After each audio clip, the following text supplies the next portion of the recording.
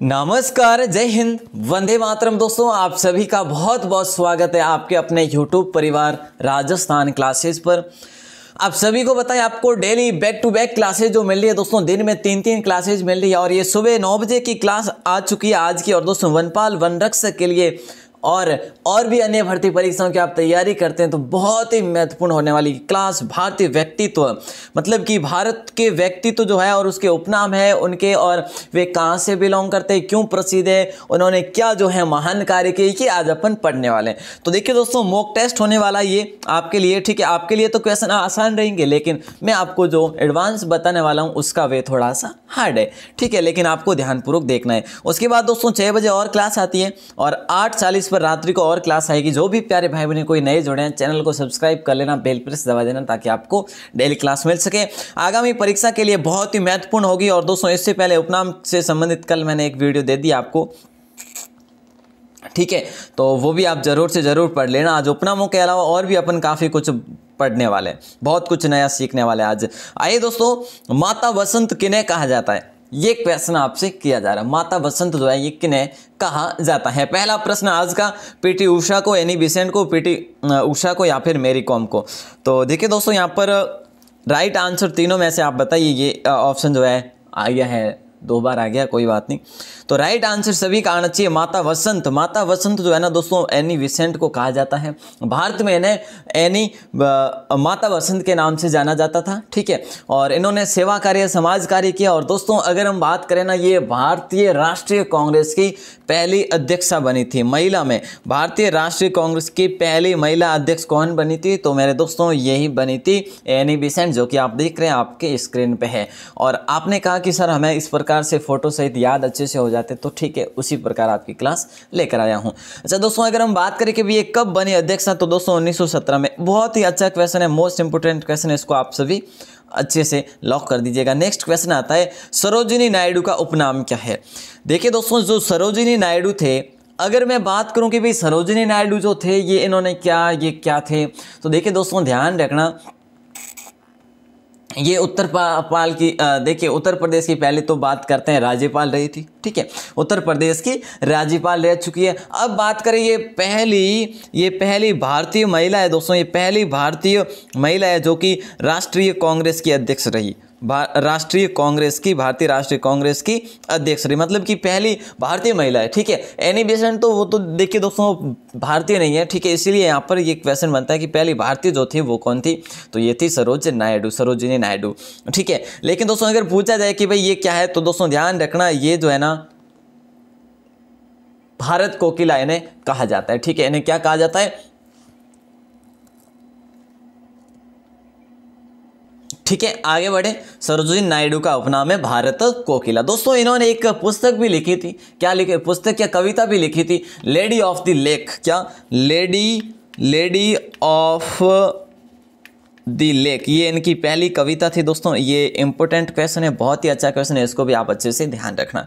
Next question आता है, लता मंगेशकर का उपनाम क्या है? जैसे कि लता मंगेशकर भी आपके समक्ष है और राइट आंसर बताइएगा दोस्तों। लता मंगेशकर की बात करें तो मैं आपको बता दूं दोस्तों, इनका जन्म होता है 1929 में। कब होता है? 1929 में इनका जन्म हुआ था इंदौर में, ठीक है, इंदौर में इनका जन्म हुआ था दोस्तों, ध्यान रखना।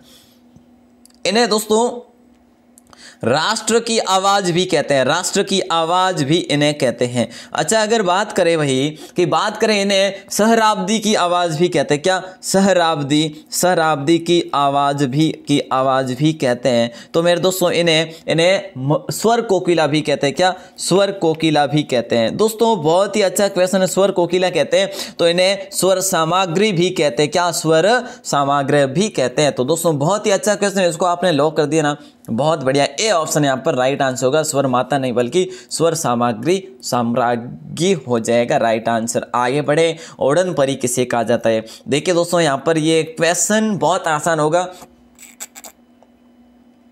आसान ही है साहब, यहाँ तो सिंपल सी बात है। यहाँ पे ये ऑप्शन ही आपको इस प्रकार से दिया है मैंने कि मतलब कि आप कर ही सकते हैं आंसर, ठीक है। जैसे कि फोटो दे दिया, इसलिए दोस्तों यहाँ पर ऑप्शन भी आपको दे दिया, तो बी ऑप्शन सभी का राइट आंसर हो जाएगा। पीटी उषा, बी ऑप्शन सभी का राइट होगा, ठीक है। अब दोस्तों देखिए, ये ध्यान रखना कि ये कहाँ की थी, ये केरल की थी, ठीक है। ये धावक थी दोस्तों, एथलीट में, ठीक है, एथलीट थी धावक, ठीक है। एथलीट थी कहाँ की दोस्तों, ध्यान रखना केरल की, ठीक है। तो इंपॉर्टेंट क्वेश्चन है और दोस्तों इन्हें प्योली एक्सप्रेस भी कहते हैं। अब क्वेश्चन आ जाए ना कि भाई प्योली एक्सप्रेस जो है, प्योली एक्सप्रेस जो है वो किसे कहा जाता है, एक्सप्रेस।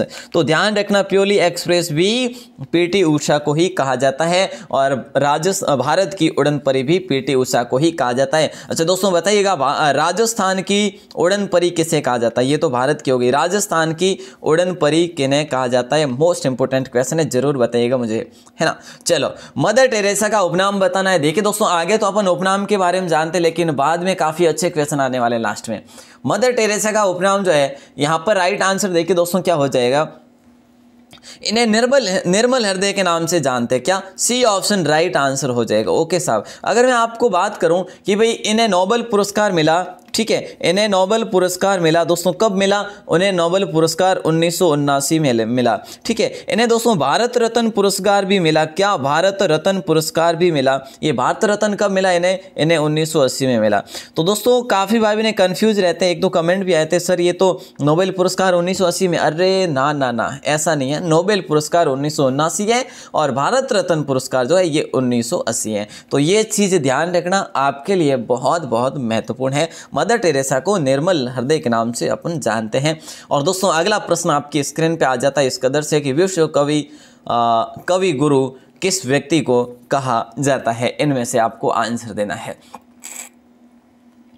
देखिए दोस्तों विश्व कवि और कवि गुरु किस व्यक्ति को कहा जाता है, बिल्कुल सिंपल क्वेश्चन है, बहुत सिंपल क्वेश्चन है ना।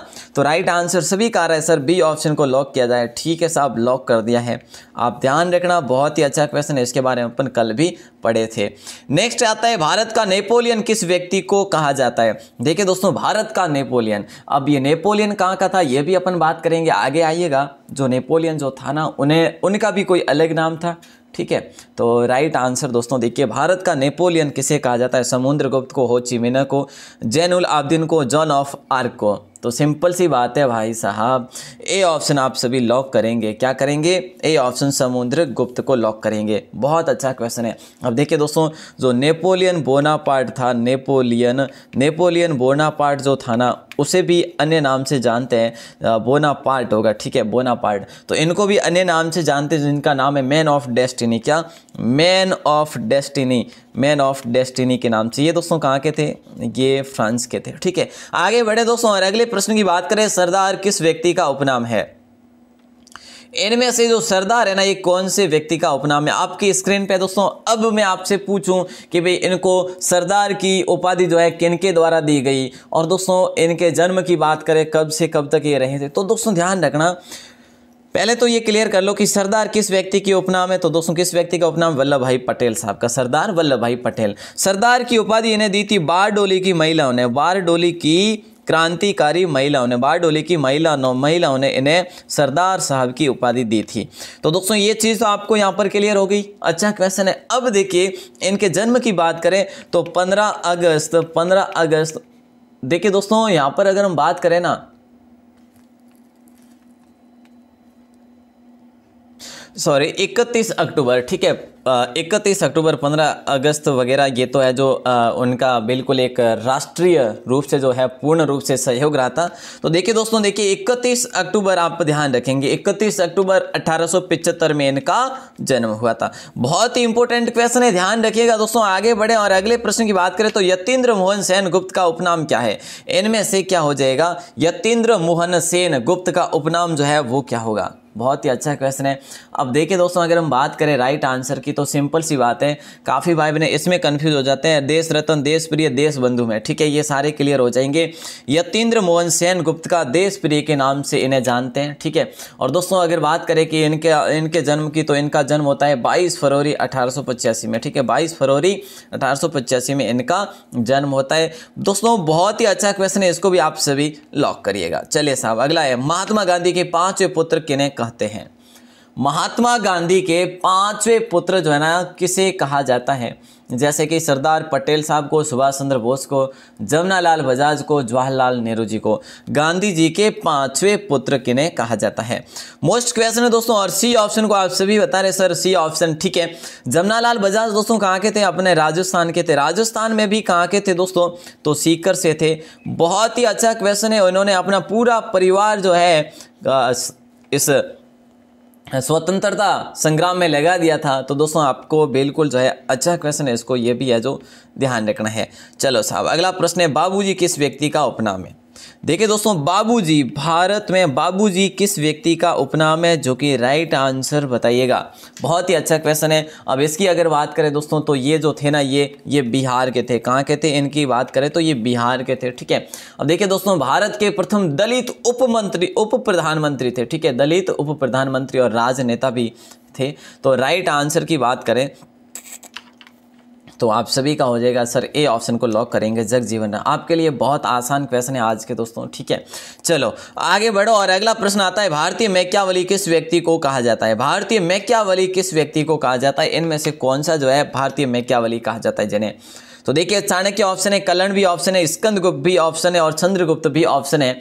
अब देखिए दोस्तों, यहाँ पर मैं आपको कई बार बता चुका हूँ जानकारी। वैसे तो बात करें तो बहुत कम पड़ती है, अब जितनी भी दूँ।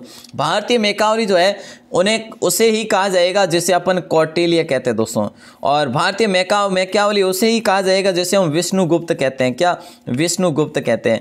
उससे ही कहा जाएगा जिसने घनानंद को हराकर चंद्रगुप्त को मगध का साम्राज्य दिया, चंद्रगुप्त को मगध का राजा बनाया। तो दोस्तों महत्वपूर्ण प्रश्न बनता है यहाँ पर, चंद्रगुप्त जो है ये गद्दी पर कब बैठता है दोस्तों? ये चीज़ ध्यान रखना, 322 ईसा पूर्व में ये जो बैठता है गद्दी पर। ठीक है, 322 ईसा पूर्व में। तो ये चीज़ें मैं आपको बता चुका हूँ। और दूसरी बात है कि कौटिल्य जो है ना, चाणक्य, इनकी एक अर्थशास्त्र है। अर्थशास्त्र दोस्तों इनके द्वारा पुस्तक लिखी गई है जिसका संबंध किससे है प्यारे दोस्तों? जिसका संबंध जो है राजनीति से है, न कि अर्थशास्त्र है। ठीक है, तो नाम भले ही अर्थशास्त्र हो लेकिन संबंध राजनीति। ये 5 बार क्वेश्चन पूछा गया है दोस्तों, 5-6 बार क्वेश्चन पूछा गया है इस पुस्तक का। बहुत अच्छा था। अगला प्रश्न आता है, हरियाणा हरिकेन किस व्यक्ति का उपनाम है? बताइए साहब, हरियाणा हरिकेन किस व्यक्ति का उपनाम है? ऐसा ही कुछ आपसे प्रश्न किया जा रहा है, राइट आंसर बताइए साहब। हरियाणा हरिकेन की बात करें तो महावीर, कपिल देव और सिकंदर मान दोस्तों नहीं होगा, ईसा मसीह भी नहीं होगा, कपिल देव हो जाएगा। सिंपल सी बात है साहब, हरियाणा हरिकेन के नाम से कपिल देव प्रसिद्ध है। और दोस्तों कपिल देव ने, आपको याद होगा, 1983 का विश्व कप जीता था। और वो पल तो भाई साहब कौन भूल सकते हैं, 1983 का विश्व कप जीता था। और दोस्तों इनका है ना, एक दिवसीय में जो हाई स्कोर है ना वो 173 रन, एक दिवसीय मतलब वनडे में। ठीक है, तो 173 रन हाईएस्ट स्कोर है। अब दोस्तों आगे बढ़े और अगले प्रश्न की बात करें तो अगला प्रश्न आ जाता है, लिटिल मास्टर किसे कहा जाता है? लिटिल मास्टर, अब काफी भाई बहन इसमें भी कंफ्यूज हो जाएंगे। कंफ्यूज मतलब कि कोई होने की आवश्यकता ही नहीं है। देखिए दोस्तों, अगर ऑप्शन आपको अलग दे दिए होते तो आप होते लिटिल मास्टर। ठीक है, एक जो है देखिए दोस्तों, एक आता है मास्टर ब्लास्टर। तो ये 2 नाम आते हैं क्रिकेट से संबंधित है, लिटिल मास्टर और मास्टर ब्लास्टर। दोस्तों आपके लिए आज के ऑप्शन बहुत आसान है। अब मैं आपको बात ही क्या करूं, आप सारे के सारे आप सही करेंगे। ठीक है, तो सुनील गावस्कर, आपको कंफ्यूज करने के लिए वैसे देता ही हूँ, रात्रि की क्लास फुल कंफ्यूजन वाली आती है, लेकिन सुबह की क्लास बिल्कुल जो है आज तो बहुत आसान है। सुनील गावस्कर दोस्तों लिटिल मास्टर के नाम से जानते हैं इन्हें। ठीक है, अब मास्टर ब्लास्टर की बात करें तो सचिन तेंदुलकर के नाम से इन्हें जानते हैं अपन। इन्हें क्रिकेट का भगवान भी कहते हैं दोस्तों। क्रिकेट का भगवान किसे कहते हैं? सचिन तेंदुलकर को कहते हैं। अच्छा दोस्तों, अगर बात करें टर्बिनेटर किन्हें कहा जाता है? टर्बिनेटर, तो प्यारे दोस्तों टर्बिनेटर जो कहा जाता है, टर्बिनेटर ये हरभजन सिंह को कहा जाता है। किसे? हरभजन सिंह को कहा जाता है। बिल्कुल अच्छा क्वेश्चन है। और आगे बढ़ेंगे मेरे दोस्तों, और अगला प्रश्न आपकी स्क्रीन पे आता है कि भारत रत्न से सम्मानित खिलाड़ी कौन से? इनमें से कौन से जो खिलाड़ी है वो भारत रत्न से सम्मानित है? बताओ साहब, राइट आंसर बताओ। भारत रत्न से सम्मानित दोस्तों अगर बात करें कि भाई 2014 में भारत रत्न से सम्मानित जो खिलाड़ी है वो कौन है, ऐसा भी प्रश्न कर लिया जाए तो आपको करना है कि सचिन तेंदुलकर हो जाएगा राइट आंसर। क्रिकेट के इतिहास में दोस्तों सबसे कम उम्र में इन्हें भारत रत्न मिला। ठीक है, अच्छा अगर बात करें कि इन्हें राजीव गांधी पुरस्कार भी मिला हुआ है, राजीव गांधी पुरस्कार भी मिला हुआ है। ठीक है साहब, ध्यान रखना। और दोस्तों इन्हें जो है ना पद्म विभूषण से भी पुरस्कृत किया गया है 2008 में पद्म विभूषण से भी इन्हें विभूषित किया गया है, पद्म विभूषण से। ठीक है, तो अब इससे आसान और क्या चाहिए। तो ये चीज़ें जो है बहुत ही इंपॉर्टेंट है। और राजीव गांधी दोस्तों खेल रत्न जो पुरस्कार है ना, ये खेल जगत में बड़ा पुरस्कार है, खेल जगत में बड़ा पुरस्कार, ये चीज़ भी ध्यान रखेंगे। हॉकी का जादूगर किन्हें कहा जाता है। आइए दोस्तों हॉकी का जादूगर पढ़ते हैं, और हॉकी के जादूगर की बात करें तो किन्हें कहा जाता है, ये आप सभी को बताना है। मैं बात करूं दोस्तों तो ये 3 बार जो है ना, 3 बार ओलंपिक के स्वर्ण पदक जो है जीते हुए, 3 बार ओलंपिक से स्वर्ण पदक जीते हुए। तो इससे इंपॉर्टेंट और क्या होगा, ये हॉकी के जादूगर स्टिक से मतलब कि इनका इतना लगाव था कि बिल्कुल जो है इन्हें हॉकी का जादूगर के नाम से जाने जाते हैं। और दोस्तों देखिए इनकी बात करें तो 1956 में ये है ना, 1956 में पद्म भूषण से नवाजे गए, पद्म भूषण से नवाजे गए। तो इम्पोर्टेंट क्वेश्चन दोस्तों, अगर हम बात करें कि खेल जगत में इनके नाम का जो पुरस्कार भी है, ध्यानचंद खेल रत्न पुरस्कार, ध्यानचंद खेल रत्न पुरस्कार। तो दोस्तों ये प्राप्त करने वाले सबसे पहले जो खिलाड़ी थे वो कौन थे, शाहूराज नाम से थे, जिनका पूरा नाम था शाहूराज बिराजदार। तो इनको जो है सबसे पहले खेल रत्न दिया गया 2002 में दोस्तों। कौन सा खेल रत्न, ध्यानचंद खेल रत्न। ठीक है, तो ध्यान रखना, बहुत ही अच्छा क्वेश्चन है। अब अपन आगे बढ़ते हैं, नंबर 46, अनुग्रह नारायण सिंह का उपनाम बताना है साहब, अनुग्रह नारायण सिंह का।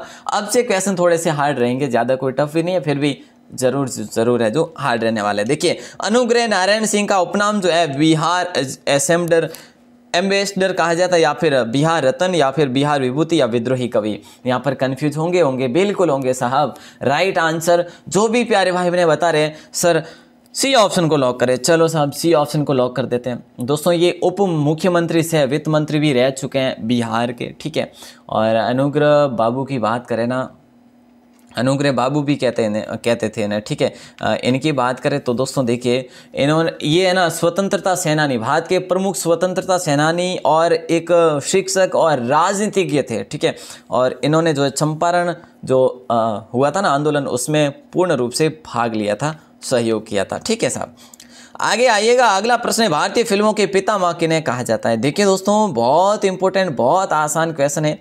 अब मैं आपसे बात करूं यहाँ पर, देखिए भारतीय फिल्मों के पितामह किन्हें कहा जाता है। काफ़ी भाई बहन यहाँ पर अमिताभ भी बता सकते हैं कि भाई मिथुन चक्रवर्ती भी हो सकता है, गुंडीराज गोविंद फाल्के भी हो सकता है। लेकिन दोस्तों यहाँ पर सही जवाब जो होगा ना वो गुंडीराज गोविंद फाल्के ही होगा। इनकी स्ट्रगल लाइफ, मतलब इनकी लाइफ जो है बहुत ही स्ट्रगल रही थी। ठीक है, हर किसी महान व्यक्ति के पीछे बिल्कुल स्ट्रगल लाइफ ही होता है। स्ट्रगल बहुत, कार्य जो होता है बहुत, वर्किंग जो होती है वो हार्ड वर्किंग होती है, और इसी के करने से जो है महान होते हैं। ऐसे ही कौन होते हैं ना। चलिए आज अपन जिन महान व्यक्तियों के बारे में पढ़ते हैं, इनके बारे में अब अपन पढ़ रहे हैं, तो आप मानिए कि इन्होंने कितना संघर्ष किया होगा। चलिए, तो भारतीय फिल्मों के पितामह किन्हें कहा जाता है, गुंडीराज गोविंद फाल्के को कहा जाता है। दोस्तों इनके नाम के भी पुरस्कार है। क्या देखिए फिल्म जगत में सबसे बड़ा पुरस्कार है, क्या नाम से है, दादा साहेब पुरस्कार। क्या दोस्तों, दादा साहेब फाल्के पुरस्कार। दादा साहेब फाल्के पुरस्कार ये फिल्म जगत का, फिल्म इंडस्ट्री का सबसे बड़ा पुरस्कार है, ध्यान रखना। ठीक है, अब देखिए पहला पुरस्कार ये किन्हें मिला था मेरे दोस्तों, पहला पुरस्कार आप कहेंगे सर देविका रानी रोरिक को मिला था। किसको, देविका रानी, एक्ट्रेस जो थी देविका रानी रोरिक को मिला था ये पहला पुरस्कार मेरे दोस्तों। बहुत ही अच्छा क्वेश्चन है। बोले सर कब मिला, तो दोस्तों 1969 में सबसे पहले इसकी जब शुरुआत होती है उसी समय इन्हें ये मिलता है। ठीक है, तो अच्छा क्वेश्चन है। और दोस्तों अब बात करें ना कि इसमें जो वर्तमान राशि है ना वो 10 लाख है। कितनी है, 10 लाख रुपए है। 10 लाख रुपए वित्त पुरस्कार जो है वो चिल्ड भी दी जाती है। और दोस्तों अब बात करें अभी लेटेस्ट जो जिन्हें मिला वो अमिताभ बच्चन। अब जो दोस्तों मिलने की जो है संभावना वो ऐसा अभी तो फिक्स नहीं है दोस्तों, जैसे कि ऋतिक रोशन को मिलने की संभावना है। चलिए साहब अगला प्रश्न आता है, ताऊ किस व्यक्ति का उपनाम है। देखिए दोस्तों ताऊ किस व्यक्ति का उपनाम है, अच्छा क्वेश्चन है। राइट आंसर साहब आप सभी से उम्मीद करे बैठा हूँ, राइट आंसर बताइएगा। ताऊ जो है ना किस व्यक्ति का उपनाम है। देखिए दोस्तों, अपन राजस्थान के कई बार उपनाम पढ़ चुके हैं। राजस्थान के व्यक्तियों के उपनाम तो कई बार पढ़ चुके हैं, ठीक है। तो अब हमारी जो है ना ये क्लास भी कंप्लीट हो गई कि भारत के व्यक्तियों के, प्रमुख व्यक्तियों के उपनाम। तो ताऊ जो है ना दोस्तों यहाँ पर चौधरी देवीलाल हो जाएगा राइट आंसर। क्या होगा? चौधरी देवीलाल आपका राइट आंसर होगा। ये दोस्तों हरियाणा के मुख्यमंत्री भी रह चुके हैं, ठीक है, और भारत के प्रधानमंत्री भी रह चुके हैं। तो बहुत ही अच्छा क्वेश्चन था। अगला प्रश्न है, विरोधाभासों का मिश्र किस व्यक्ति का उपनाम है। देखिए दोस्तों, विरोधाभासों का मिश्रण जो है किस व्यक्ति का उपनाम है। विरोधाभासों का मिश्रण किस व्यक्ति का उपनाम है। मोस्ट क्वेश्चन है भाई साहब, मोस्ट क्वेश्चन है। विरोधाभासों का मिश्रण किस व्यक्ति का उपनाम है। अब यहां पर देखिए, मार्टिन लूथर होगा या एडोल्फ हिटलर होगा या काजी नजरुल इस्लाम होगा या मोहम्मद बिन तुगलक होगा। विरोधाभासों का मिश्रण जो है ना दोस्तों ये मोहम्मद बिन तुगलक था। इसके और भी कई नाम थे दोस्तों। इसको ये जो है ना जब गद्दी पर बैठा तो जूना खान इसका नाम था, ठीक है। लेकिन दोस्तों अगर बात करें इसका वास्तविक नाम जो क्या था, वो उगुल खान दोस्तों, इसका उलूग खां इसका वास्तविक नाम था। अब वास्तविक नाम था उलूग खां। जूना खां जब ये गद्दी पर बैठा था, गयासुद्दीन जब गयासुद्दीन की मृत्यु हो गई उसके बाद ये मोहम्मद बिन तुगलक बैठा दोस्तों। कब बैठा? 1325 पर ये गद्दी पर बैठा था। तो कहाँ की गद्दी पर, ये चीज़ भी ध्यान होनी चाहिए, दिल्ली की गद्दी पर, ठीक है। तो बहुत ही इंपॉर्टेंट क्वेश्चन है दोस्तों, जिस प्रकार से मैंने आपको बताया है। अगला प्रश्न है, युवा तुर्क किस व्यक्ति का उपनाम है। युवा तुर्क जो है किस व्यक्ति का उपनाम है, ऐसा क्वेश्चन आपसे किया जा रहा है मेरे दोस्तों। युवा तुर्क किस व्यक्ति का उपनाम, श्री चंद्रशेखर या फिर चित्तरंजन दास या मोहम्मद अली जिन्ना या वल्लभ भाई पटेल। युवा तुर्क मेरे दोस्तों श्री चंद्रशेखर हो जाएगा राइट आंसर। ए ऑप्शन को किया जाएगा लॉक। युवा तुर्क के नाम से प्रसिद्ध श्री चंद्रशेखर है साहब। नेक्स्ट क्वेश्चन है, विद्रोही कवि किस कवि को कहा जाता है। देखिए दोस्तों, विद्रोही कवि जो है वो किस कवि को कहा जाता है, राइट आंसर आप सभी को बताना है। बहुत ही अच्छा क्वेश्चन है। अब जॉन ऑफ आर्क या अरुण शौरी या काजी नजरुल इस्लाम या फिर जो है वेद मेहता। तो देखिए दोस्तों, यहाँ पर राइट आंसर की बात करिए, सभी कवि हुए वैसे, ठीक है। विद्रोही कवि के नाम से बात करें ना तो सी ऑप्शन राइट आंसर होगा, काजी नजरुल इस्लाम। दोस्तों इनकी कविता में जो है ना, कविता में विद्रोह के स्वर थे, ठीक है। विद्रोह के स्वर होने के कारण इन्हें विद्रोही कवि के नाम से जाना जाता है। तो मोस्ट इंपोर्टेंट क्वेश्चन है दोस्तों। अब अपन आगे बढ़ेंगे, ये मतलब एक बांग्ला कवि थे, ठीक है। नेक्स्ट क्वेश्चन आता है दोस्तों, देखिए नेपोलियन बोनापार्ट का उपनाम है। अब ये देखो साहब, नेपोलियन बोनापार्ट का मैं आपको बता चुका हूं। अब ये जो नेपोलियन था दोस्तों, ये नेपोलियन बोनापार्ट ये कौन था, ये आप सभी को पता है। देखिए दोस्तों, एक फ्रांस का सेनापति के रूप में काम कर रहा था, ठीक है। वैसे फ्रांस के मुख्य सेनापति के रूप में इन्होंने काम किया, ठीक है। और दोस्तों ध्यान रहे, 1815 वाटरलू युद्ध में इन्हें जो है इनको पराजय मिली। और पराजय के बाद क्या हुआ, अंग्रेजों ने इन्हें अंध महासागर के दूर द्वीप में मतलब सेंट हेलेना में बंदी बना लिया था, ठीक है। सेंट हेलेना में बंदी बना लिया था और उसके बाद ऐसा माना जाता है कि इनको जहर देकर मार दिया था, ठीक है। तो दोस्तों अगर बात करें इनके और उपनाम की तो लिटिल, देखिए लिटिल कार्पोनल भी इन्हें कहा जाता है दोस्तों। ध्यान रखना, लिटिल कार्पोनल भी इन्हें कहा जाता है। तो इंपॉर्टेंट क्वेश्चन है दोस्तों, ध्यान रखना, बहुत ही अच्छा क्वेश्चन है, ठीक है। अब अपन आगे बढ़ते हैं। ये शक्तिशाली थे दोस्तों और इन्हें हराने में हर किसी को भी पसीने छूट जाते थे। अगला प्रश्न है, राहुल द्रविड़ को द वॉल के नाम से जानते हैं क्या। राहुल द्रविड़ को द वॉल या फिर जो है एक दीवार के नाम से इन्हें जानते हैं। मतलब कि मैं बता दूं, भारतीय क्रिकेट की दीवार कौन है। अब देखिए दोस्तों, मैं एक चीज़ तो आपको यहाँ पे क्लियर करवा लेता हूँ कि क्रिकेटरों को जो भी संज्ञा दी गई ना किसी उपनाम की, तो ये सभी कमेंट्री बॉक्स में जो कमेंट्री कर रहे हैं उनके द्वारा ही दी गई, ठीक है। तो ये चीज़ भी है जो बिल्कुल ध्यान रखिएगा वैसे कि उनके द्वारा ही दी गई है और उनके पीछे पीछे अपन मतलब कि भारत देश भी कहने लगा है, ठीक है। तो राहुल द्रविड़ को द वॉल के नाम से जो जानते हैं ना, वो क्रिकेट से संबंधित है। किससे संबंधित है? क्रिकेट से, सभी को बताएं, ठीक है। एक दीवार के नाम से, भारतीय क्रिकेट की दीवार के नाम से प्रसिद्ध है। और दोस्तों अब जैसे कि कमेंट्री वाले क्या कहते हैं कि अब जो दीवार है कौन है, अब जो पूजा राय, कौन है? पूजा राय, ठीक है। चलिए साहब, पूजा जो है अब जो क्रिकेट खेल रहे हैं, जो कि टेस्ट क्रिकेट के बिल्कुल महान खिलाड़ी है। अगला प्रश्न है, अमीर खुसरो का उपनाम जो है दोस्तों क्या हो जाएगा। दोस्तों पुजारा का पूरा नाम है चेतेश्वर पुजारा, ठीक है। चलो देखिए दोस्तों, अमीर खुसरो का उपनाम जो है देशबंधु या फिर शहीद आजम या तोता हिंद या अजात शत्रु। अमीर खुसरो को अपन किस नाम से जानते हैं साहब, कई बार बता चुका हूं, अब इसमें से तो क्या अपन बात करें, तोता ए हिंद के नाम से इन्हें जानते हैं। इनके पूरा नाम भी मैंने आपको बताया था दोस्तों कई बार कि इनका पूरा नाम है अबुल हसन यमीनुद्दीन अमीर खुसरो, ठीक है। मैं लिखूं क्या यहाँ पे, अबुल हसन यमीनुद्दीन अमीर खुसरो इनका पूरा नाम है। तो दोस्तों ये चीज़ भी आप ध्यान रखेंगे। सबसे पहले हिंदवी शब्द का इन्होंने नाम लिया था, सबसे पहले हिंदवी शब्द किसने लिया था, इन्हीं के द्वारा लिया गया था दोस्तों, ठीक है। ये 13वीं सदी का जो था ये कवि था दोस्तों, ठीक है। अब देखिए अगला प्रश्न आता है 56 नंबर, इनमें से असुमेलित क्या होगा। देखिए दोस्तों, इनमें से असुमेलित जो है वो क्या है, इनमें से असुमेलित, देखिए ध्यान देना कि फ्लाइंग सिक्स जो है ना, मिल्खा सिंह को कहते हैं भाग मिल्खा भाग। क्या, अरे भैया मिल्खा बढ़ना पड़ेगा आप सभी को। अगर कुछ चाहत है, कुछ पाना है तो मिल्खा बनना पड़ेगा और मिल्खा के आगे भाग मिल्खा भाग लगाना पड़ेगा। अगर एक दिन लगा दिया दूसरे दिन वापस हट गया तो वो काम आने वाली चीज़ नहीं है मेरे दोस्त। तो भाग मिल्खा भाग, उनकी एक भी आप स्टोरी देख लेंगे ना, कोई भी 5-7 मिनट की यूट्यूब पे वीडियो देख लेना, खून खोल उठेगा, ठीक है। चलो तो देखिए दोस्तों, सुपरमैन की बात करें तो मेरी कॉम को कहते हैं, बंगाल टाइगर की बात करें सौरव गांगुली को कहते हैं, ठीक है। तो यहाँ पर ये तीनों चीजें क्लियर हो जाएगी। रावलपिंडी एक्सप्रेस की बात करें, जहीर खान को कतई नहीं कह सकते, कतई नहीं कह सकते। तो किसको कहेंगे, ये शोएब अख्तर को कहेंगे। बोले सर ये शोएब अख्तर कहाँ का जो है था, ये शोएब अख्तर जो था ये कहाँ का था दोस्तों, ये था पाकिस्तान का। इसकी बॉल जो आती थी बहुत फास्ट आती थी, 155 की स्पीड से, 150 की स्पीड से।